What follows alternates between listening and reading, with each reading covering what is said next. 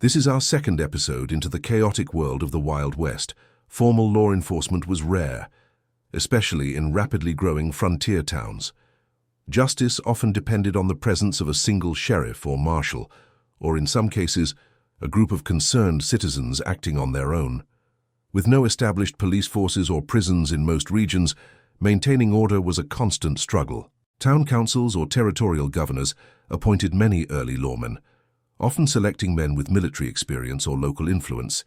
These sheriffs and marshals were responsible for keeping the peace, settling disputes, and apprehending criminals. Their authority was limited and backup was rarely available. Vigilante groups sprang up in areas where official law was weak or corrupt. Citizens formed these groups to deliver swift justice to outlaws, thieves, and murderers. While some vigilantes were motivated by community protection, others abused their power for personal gain. One of the earliest and most famous vigilante groups was the Montana Vigilantes, formed in 1863. They operated in the gold-rich town of Virginia City, where robberies and killings were common. The group reportedly hanged over 20 suspected criminals within a few months. The most iconic symbol of Wild West justice was the badge-wearing sheriff or U.S. Marshal. These figures became legends, especially those who survived gunfights and brought criminals to justice. Some were fearless enforcers, while others gained their reputations through exaggerated tales. Bass Reeves was one of the first black U.S. deputy marshals west of the Mississippi River. Born into slavery, Reeves escaped to Indian Territory and later became a legendary lawman. He is credited with arresting over 3,000 fugitives during his long career. Reeves operated in the Indian Territory, where the lack of statehood made the region lawless and dangerous. He often used disguises, clever tactics, and marksmanship to capture violent criminals. Despite facing racism and overwhelming odds, Reeves maintained a reputation for honesty and toughness. Another famed lawman was Wild Bill Hickok, a former scout and Union soldier turned town marshal. Hickok served in places like Hays and Abilene, Kansas, where he enforced order in rowdy cattle towns. He was known for his quick draw and deadly aim in shootouts. Hickok's most famous gunfight occurred in 1865 when he faced off against Davis Tutt in Springfield, Missouri. The duel took place in the middle of the town square and ended with Hickok shooting Tutt through the heart. It became one of the earliest recorded one-on-one shootouts in the West. Wyatt Earp began his career as a lawman in Kansas, towns like Dodge City, before gaining fame in Tombstone, Arizona. Alongside his brothers and Doc Holliday, Earp participated in the gunfight at the OK Corral in 1881. The 30-second shootout became one of the most infamous events in frontier history. Though portrayed as a hero in popular culture, Earp's real life was far more complex. He worked as a gambler, miner, and even a buffalo hunter at different points in his life. His reputation grew after his death, thanks to books and films that romanticized his story. Federal lawmen also played a key role in establishing justice across Western territories. U.S. Marshals and their deputies were responsible for serving warrants, transporting prisoners, and pursuing fugitives. Many operated in pairs or small groups due to the risks involved. Stagecoach robberies were a common crime on the frontier. Outlaws targeted coaches carrying payroll, gold, or cash shipments, often in remote areas with little chance of resistance. Companies like Wells Fargo hired armed guards and detectives to protect their assets. The Pinkerton National Detective Agency became a major player in frontier law enforcement. Founded by Alan Pinkerton, the agency tracked notorious outlaws, broke up train robberies, and infiltrated criminal gangs. Their agents operated nationwide, often ahead of local law enforcement. The James Younger Gang, led by Jesse James and Cole Younger, carried out robberies across Missouri, Iowa, and Kansas. They robbed banks, trains, and stagecoaches with military precision. The gang often fled into sympathetic communities or rural hideouts after their crimes. Jesse James was a Confederate guerrilla during the Civil War before turning to crime. His background in irregular warfare made him a skilled and ruthless outlaw. Despite being hunted for years, James avoided capture until he was betrayed by a member of his own gang. In 1882, Robert Ford shot Jesse James in the back while he was adjusting a picture on the wall. Ford hoped to collect a reward, but he was widely condemned for the killing. The event marked the end of one of the most legendary outlaw careers in American history. Billy the Kid, born Henry McCarty, became famous for his role in the Lincoln County War in New Mexico. He allegedly killed 21 men before being shot and killed at age 21 by Sheriff Pat Garrett. His brief life became a lasting legend of the Wild West. Pat Garrett's pursuit of Billy the Kid involved multiple arrests, escapes, and shootouts. Garrett eventually tracked him to Fort Sumner and killed him in 1881. The shooting was controversial and became the subject of books, songs, and films. The Dalton Gang, made up of several brothers, terrorized the Midwest with a string of train and bank robberies. Their attempt to rob 2 banks simultaneously in Coffeyville, Kansas, ended in disaster. Armed citizens fought back, killing most of the gang members on the spot. Another infamous group was the Wild Bunch, also known as the Hole-in-the-Wall Gang. Led by Butch Cassidy and the Sundance Kid, they operated out of Wyoming and targeted banks and trains. Their sophisticated planning and network of hideouts allowed them to evade capture for years. Butch Cassidy and the Sundance Kid eventually fled the country, escaping to South America. Their fate remains uncertain, though many believe they were killed in Bolivia. Their story became the subject of a popular film and helped cement their place in outlaw lore. Bounty hunters were hired to track and capture fugitives in exchange for cash rewards. Some were professionals with experience in law enforcement, while others were opportunists seeking quick money. Their methods varied, and many operated without oversight. Bounty posters often listed the names, crimes, and reward amounts for wanted individuals. Dead or alive notices were common, especially for violent criminals. Capturing outlaws dead was easier and often safer than bringing them in alive. Hangings were the most common form of capital punishment in the frontier. Public executions served as both deterrent and spectacle. Gallows were built in town squares or on hillsides, drawing large crowds from surrounding areas. Some lawmen carried out executions without trial, especially in territories with no functioning courts.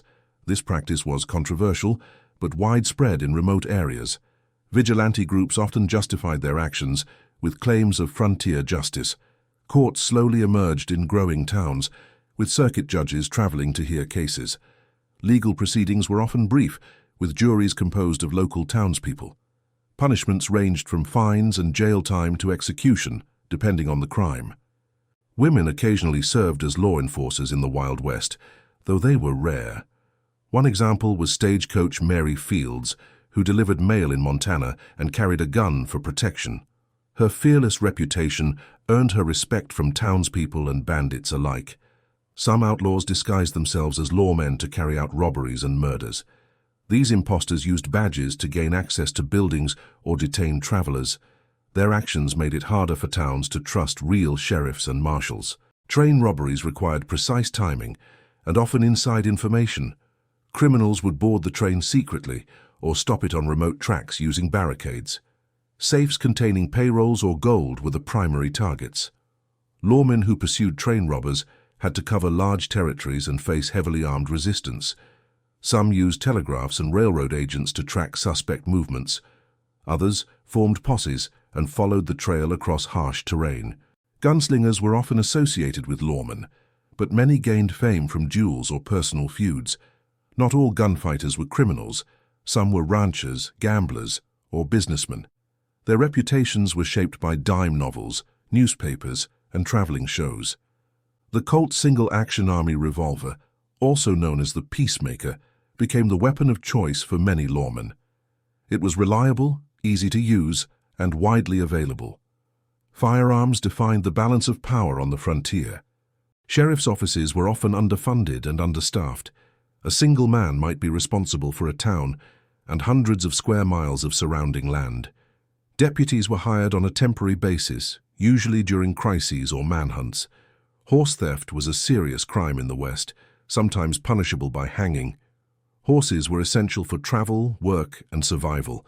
A stolen horse could leave a person stranded in deadly conditions. The Texas Rangers were a legendary law enforcement agency formed in the early 19th century.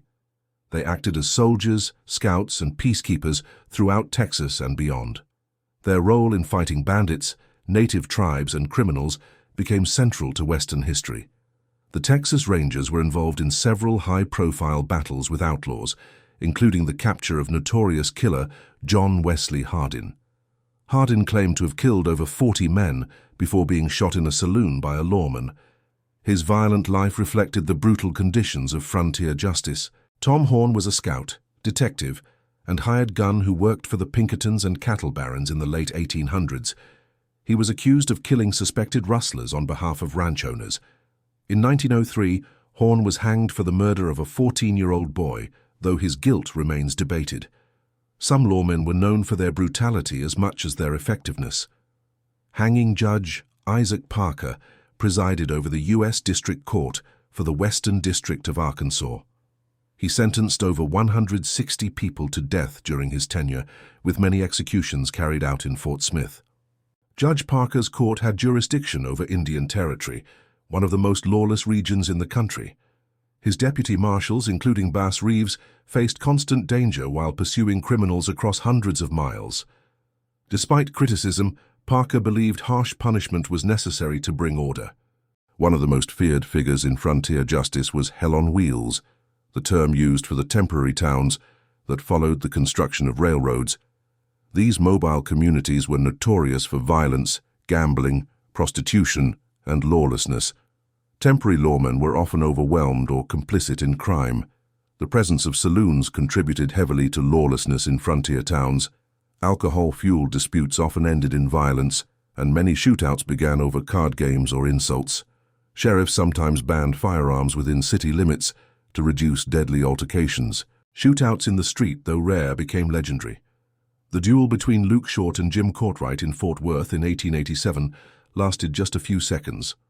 Short drew first and killed Courtright with 2 shots to the chest, cementing his reputation in Texas history. Lawmen and Outlaws alike were often immortalized in dime novels. These cheap paperbacks exaggerated real events and turned individuals into larger-than-life figures. Heroes and villains were crafted from the same facts, depending on the audience. The press played a major role in shaping public perception of crime in the West. Newspapers followed train robberies and murders with sensational headlines. Outlaws like Jesse James were called Robin Hoods, while others were demonized. Lawmen sometimes carried multiple roles, serving as jailers, judges, and executioners. Small towns lacked full judicial systems, so sheriffs had broad discretion. This flexibility sometimes led to abuses of power and personal vendettas. Sheriff Henry Plummer of Bannock, Montana, was secretly the leader of a gang of road agents during the 1860s. He used his office to protect criminals until a vigilante group discovered the truth. Plummer and several deputies were executed without trial by outraged townspeople. Frontier justice also meant public shaming and physical punishment. Stocks, whippings, and branding were sometimes used for thieves and repeat offenders. These methods were cheap and effective, but drew criticism as towns became more civilized. Mail robbery was another common crime that disrupted communication across the West. Criminals targeted mail coaches or relay stations, especially those transporting government funds. Offenders faced harsh penalties under federal law. Train stations and telegraph offices became hubs of law enforcement activity. Wanted posters were distributed through telegraph lines and placed in public areas. These posters helped coordinate searches across distant territories. Not all outlaws were violent. Some were confidence men or swindlers. Soapy Smith, a con artist in Colorado and Alaska, operated with a gang that rigged games and manipulated local politics. He was killed in a shootout in Skagway in 1898. Women occasionally became outlaws themselves, though they were fewer in number. Belle Starr was known as the Bandit Queen, accused of harboring criminals and participating in robberies. Her death in 1889 remains unsolved. Pearl Hart gained notoriety in 1899 when she robbed a stagecoach in Arizona dressed as a man.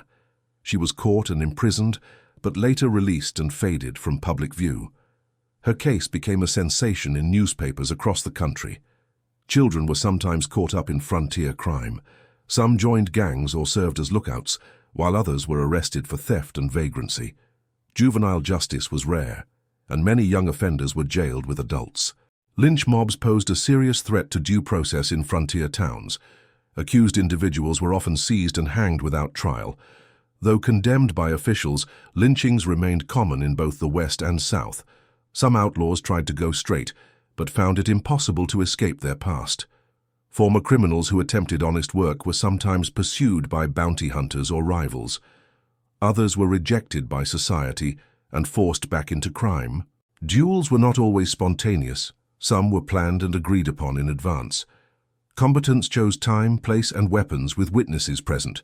These formal duels were outlawed in most states, but still occurred. Jails in the West were often crude, made of wood or adobe. Prisoners sometimes escaped by breaking through walls or bribing guards. Larger towns eventually built more secure facilities with iron bars and brick construction. Escaped prisoners sometimes vanished into the wilderness or blended in with migrant workers. Lawmen followed trails for weeks or months, often without success. Rewards for capture increased with the danger of the criminal. Sheriffs relied on local knowledge and informants to track fugitives. Some townspeople provided tips in exchange for protection or money. Others were intimidated into silence by gangs or corrupt officials. Gun laws varied by town and territory. Some places required visitors to turn in their weapons upon arrival. Violating these laws could result in fines, jail time, or expulsion from the town. Frontier justice often favored quick resolutions over lengthy trials. Juries were impaneled rapidly, and verdicts delivered within hours. Appeals were rare, and many sentences were carried out immediately. When lawmen died in the line of duty, they were honored with funerals attended by the entire town. Their replacements were sometimes family members or deputies. The cycle of danger continued with each new badge. Some sheriffs earned reputations for never drawing their gun. They relied on respect, intimidation, or negotiation to maintain order. Others believed that fear was the only language criminals understood. Horse chases across rugged terrain became standard during outlaw pursuits. Lawmen carried rifles, revolvers, and rope for captures. The risk of ambush or injury was constant, especially in unfamiliar areas. Many lawmen suffered from injuries sustained in shootouts or arrests. Medical care was limited, and infections were common. Some retired early due to wounds or psychological trauma. Rewards posted by railroad companies and banks incentivized captures. Some men became full-time bounty hunters, traveling from town to town. Their success depended on speed, aim, and reputation. Legendary lawmen sometimes became sheriffs of multiple towns, or even state officials. Their fame helped restore order and attract settlers.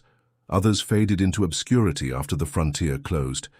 As the West became more connected by rail and telegraph, crime patterns shifted. Train heists declined, and fraud, land scams, and political corruption became more common. Law enforcement grew more professional and regulated. By the early 1900s, statehood brought formal courts, prisons, and organized police forces.